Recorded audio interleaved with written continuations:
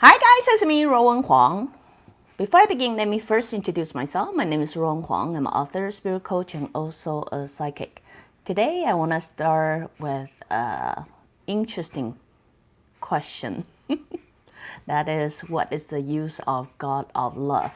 If you follow my broadcast so far, after 400 episodes, you start to realize your life is actually a very complicated plan. It's kind of thorough planning. It's not just, hey, I feel like being a human today, so here I am. Not really. You kind of go through really detailed planning. Got a lot of agenda that you want to achieve. You pick the platform you want to born in, and then pick the body you want to born in, and then here you come. You also choose all the people that you want to do tests with, and that including what you call soulmate, like the person you want to be together or grow through the relationship task. So anyway, since many of you follow my episode and start to get an idea like, oh, if everything is planned, I really would like to know, so what's the use of God of love? Because in every religion, in every culture, every language, there's always God of love. It can be translated as Wat Lo, it can be translated Yue Lao or Cupid, or love God, whatever you call it, whatever name you can come up with. In humans' mind, we believe they decide who we're gonna marry and then who we are destined to meet. But then after you understand soul plan, you start to realize, okay, if everything is decided by me, then this character no longer exists, or they have no use of it. I'm kind of here to say this is not so.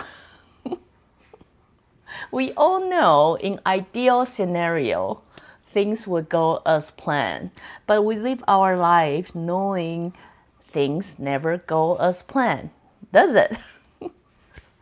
Of course we wish we are in this level, but we're usually right here. Of course we wish we can let go of like ex-boyfriend or ex-girlfriend that we used to be with, but then no, we still couldn't forget about it. We wish we can do something better, and yet I still have hard time going out that first step, right? So in ideal scenario, everything would go as planned, but that is based on ideal scenario and on your own. But we all know any task, if you got more people involved in it, it's getting complicated. It's no longer just what you feel, what you think, what you like. It's also take into consideration of who they are, what they do, and what they like, and where they are, and how they're gonna overcome it, right? So based on that, this is where the love God kick in.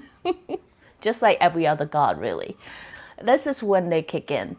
Is sometimes you need that extra push. Sometimes you need that coincidence.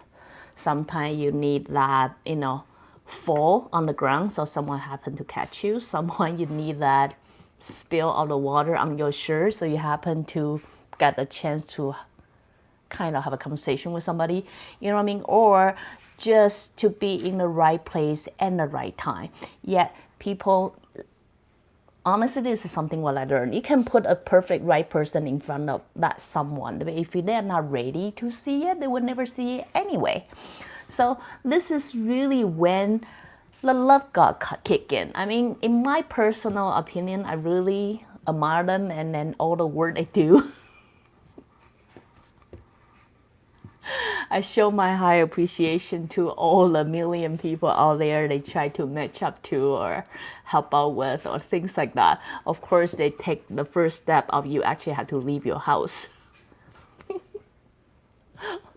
I know it sounds like a joke, but I actually know a lot of people who afraid to go out or don't want to go out, and every time they want to go out, they give me a million excuses why they cannot get out of their house.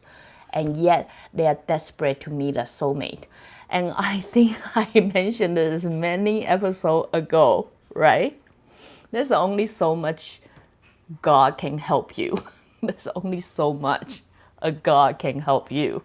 But it takes you to step out of your comfort zone. It takes you to leave that house. It takes you to do something for the God actually can help you. You know what I mean? So anyway, it was just a really quick episode for many of you to questioning, which, if I were you, I'd probably have exactly the same question too. Like, if everything is all planned by me, I don't know what's the use of love God. Guys, honestly, there are so much things they need to do, so much work they need to do. They probably need a lot of helper as well. I don't know. But consider if everybody want that little blessing from love God.